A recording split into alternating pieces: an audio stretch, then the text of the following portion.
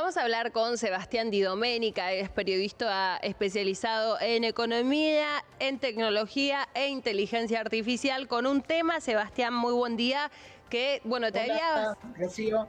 ¿Cómo estás? Te habíamos comprometido, ¿no?, a que hablemos de la brecha digital y cómo la inteligencia artificial se mete justamente en eso, pensando incluso en los jóvenes en edad escolar, ¿no? Exacto, sí. Mira, bueno, el tema de la brecha digital en Argentina es un tema relevante que se puso muy en agenda durante la pandemia. Sí, durante la pandemia se verificó que había muchas zonas del país que estaban sin posibilidad de acceso y se vieron muy perjudicados los chicos, los estudiantes que no tenían posibilidades de acceder a la educación o incluso mucha gente a la posibilidad de acceder a algún tipo de trabajo online, ¿sí? En la pandemia, según las estadísticas, había aproximadamente un 65% de hogares de zonas populares, es decir, de zonas que no cuentan con la totalidad de los servicios, que tenían dificultades de acceso, ¿no?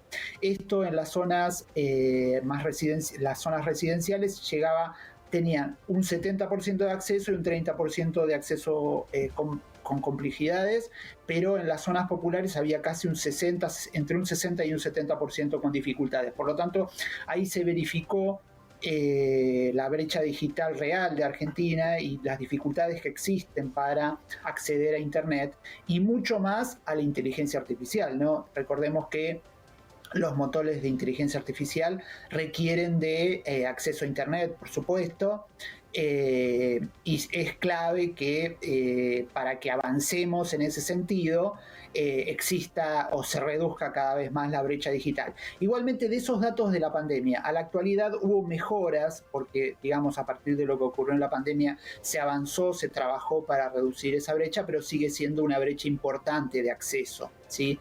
¿Hay políticas, Sebastián, para ir reduciéndola cada vez más?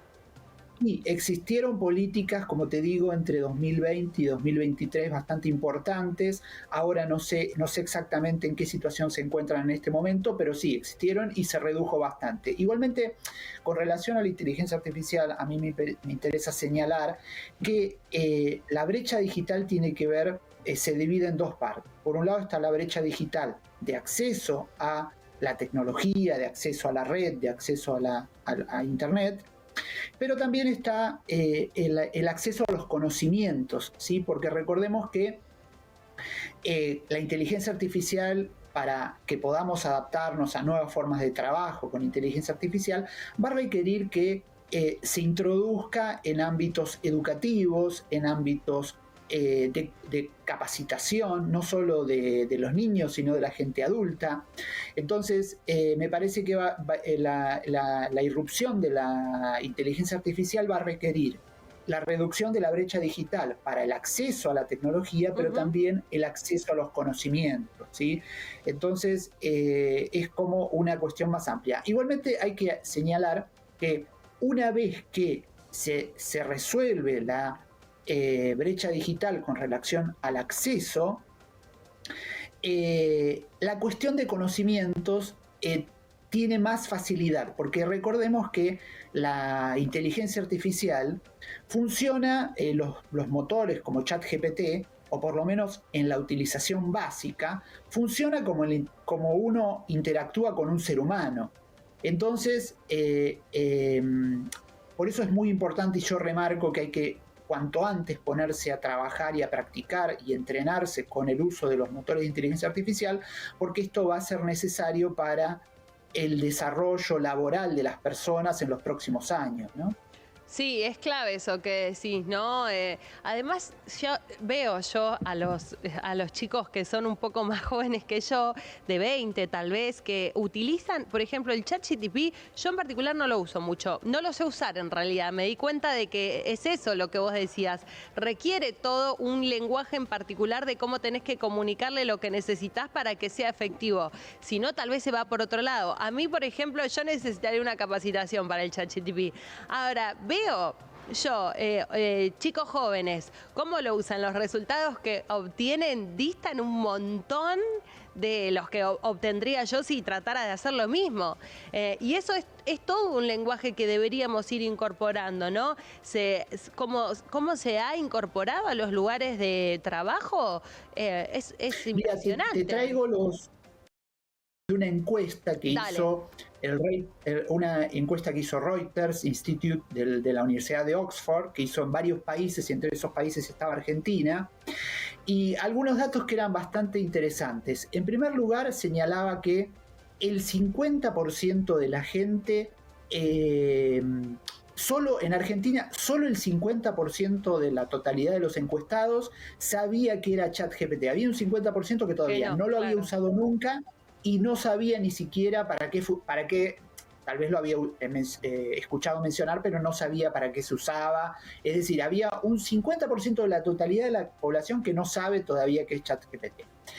Y había solo un 9% de todos los encuestados, el 9% solamente usaba regularmente el ChatGPT o algún otro motor de inteligencia artificial. Igualmente, de los motores de inteligencia artificial, más del 50% conocía ChatGPT y menos de un 10% los otros dos motores de inteligencia artificial que mencionaban era Gemini de Google y Copilot de Microsoft, ¿no? Es decir, pero había una que conocía ChatGPT, pero solo un 9% que lo usaba digamos, periódicamente con bastante asiduidad. Ahora hay un montón... Sí. Te termino de dar un datito más. Un datito más que tiene que ver con lo que vos decías. Los de 18 a 24 años eran los que más lo usaban, ¿sí? Que los usaban prácticamente un 24% lo usaban semanalmente o diariamente el motor ChatGPT para escribir, para buscar información, para desarrollar algunos trabajos. Es decir, había en la generación más joven de 18 a 24 años una clara utilización de este motor, ¿no? Y digo, se usa, ahora tal vez lo tenemos como el boom del ChatGPT, que bueno, no deja de sorprender incluso, ¿no? Pero se ha incorporado como sistemas de inteligencia artificial a un montón de aplicaciones. Pienso, por ejemplo, de diseño, ¿no? De creación de logos o cuestiones por el estilo que tienen que ver mucho con el diseño gráfico, ¿no? La parte creativa que se le pide con determinadas características. Por eso vuelvo a eso que decíamos, ¿no? Cómo uno se tiene que comunicar con ese sistema, ¿no? De inteligencia que termina, bueno, a partir de esas descripciones que ingresamos, armando algo que en otro momento lo hubiera hecho otra persona, ¿no? Exacto, sí. A ver, los motores de inteligencia artificial empiezan a ser relevantes en todas las áreas, ¿sí? Pero hay algunas específicamente que han ingresado de manera muy agresiva y muy relevante, digamos, con cambios muy importantes, como son, bien vos decís, todo lo que tiene que ver con el diseño, todo lo que tiene que ver con la creación de contenidos.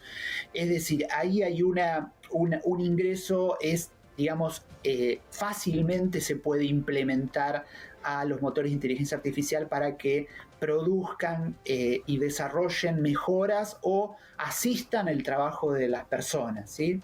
Yo coincido con vos, están ingresando de manera muy importante en todas las áreas, pero especialmente en estas que decís, diseño, creación de textos, de contenidos, de imágenes, de videos, realmente es muy importante el ingreso. Igualmente me gustaría traerte, para justamente que tiene que ver con esto que estamos hablando, cómo se está tratando de incorporar a la inteligencia artificial en Japón y en Finlandia, ¿sí? En dos países que se tomaron muy en serio cómo incorporar rápidamente a la inteligencia artificial.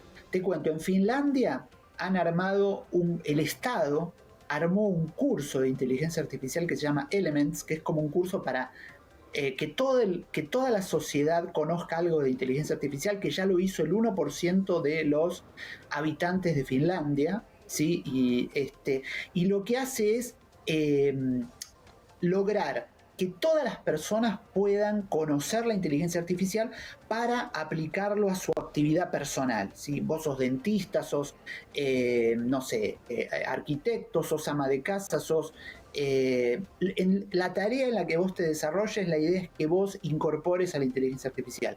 Y vos fíjate que desde el Estado finlandés toman la política de capacitar a todos para que todos rápidamente ingresen en el mundo de la inteligencia artificial. ¿Sí? Ahí tenés una política agresiva desde el Estado para facilitar el ingreso de la inteligencia artificial a la vida de todos, ¿no?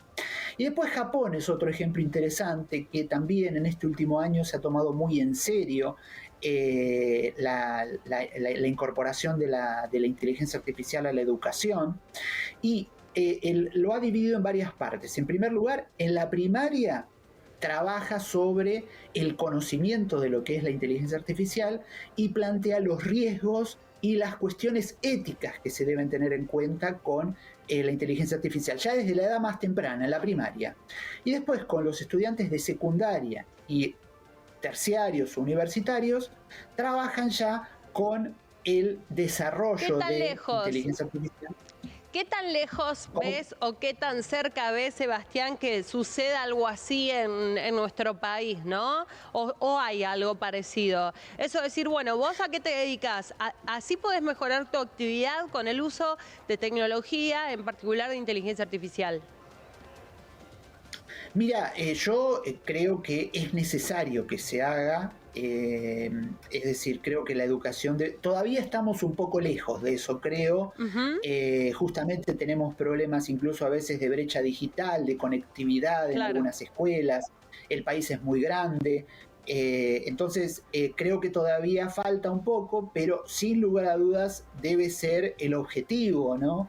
De modernizar la educación y rápidamente que los maestros, los educadores, los profesores de secundaria se conviertan en acompañantes de los estudiantes para acceder a estas tecnologías y para que sean de asistencia en la educación para que después les facilite el ingreso al mercado laboral y las posibilidades que tengan en el desarrollo laboral y personal, ¿no? Yo creo que es necesario que pronto desde el Estado se piense en políticas como las de Finlandia, ¿no? Porque Finlandia ya ni siquiera se está hablando de educación, se está hablando de un curso al que puede acceder toda la sociedad para tratar de mejorar cada uno en su área con la utilización de la inteligencia artificial, las tareas que desarrollan, ¿no? Para cerrar, en las empresas argentinas, ¿esto ya se está haciendo, entendiendo como la diferenciación entre lo público y lo privado? Bueno, mira, justo yo te iba a traer, justo ayer se aprobó las ley bases con el tema del RIGI. Yo ahí tengo una mirada crítica del RIGI, creo que viste que las tecnológicas son una de las áreas que está incorporada en el entraron, y a mí me parece que es muy riesgoso. Yo siempre considero que es muy importante esa unión entre universidades, sector público y sector empresarial. Argentina es realmente un país que ha desarrollado un camino muy interesante y muy positivo en la economía del conocimiento y también de la inteligencia artificial. Entonces, abrir el mercado, abrir, digamos, el espacio, el ámbito a la llegada de empresas tecnológicas gigantescas que tengan excesivos beneficios y que puedan quitarle espacio a este ámbito tan interesante y tan positivo que tiene Argentina en la economía del conocimiento, es muy riesgoso. Yo tengo una mirada crítica del RIGI en el sector tecnológico, ¿no? Creo que debería haber sido otra de las áreas para dejar afuera, ¿no? Claro. Pero bueno, además las empresas tecnológicas ya tienen muchos beneficios, porque empresas como Google o como Facebook tienen sedes en otros países y ganan dinero en Argentina y no pagan impuestos porque tienen su sede allá, ¿no? Entonces ya tienen beneficios y además hay otro punto. No todas las inversiones tecnológicas son positivas, ¿no? Hay inversiones relacionadas con la recolección de datos, por ejemplo, en la inteligencia artificial. La inteligencia artificial, para que un motor reconozca un caballo, hay que incorporarle aproximadamente 100.000 imágenes de un caballo en distintas formas, en distintas situaciones, ¿no? Eso lo hacen personas, ¿sí? En general se hace en países como India, como Bangladesh, es decir, lugares donde hay centros de cómputos que tienen las grandes tecnológicas, que le pagan a personas para que hagan esta incorporación de información para que funcionen los motores de inteligencia artificial. Entonces, bueno, son áreas de trabajo que tienen que ver con la tecnología y la inteligencia artificial, pero que no benefician el desarrollo de un país. Ese tipo de inversiones no beneficiaría el desarrollo tecnológico de las empresas locales. Nosotros tenemos mucho potencial para desarrollarnos a nivel internacional y de hecho ya lo habíamos comentado, Argentina es de Latinoamérica, es el país que más unicornios tiene, es decir, ha desarrollado localmente las empresas más valiosas de Latinoamérica con relación a la tecnología. Sebastián, como siempre, gracias por atendernos y traernos este tema que te había pedido personalmente. Muchas gracias. Muchas gracias a vos y gracias. Hasta luego.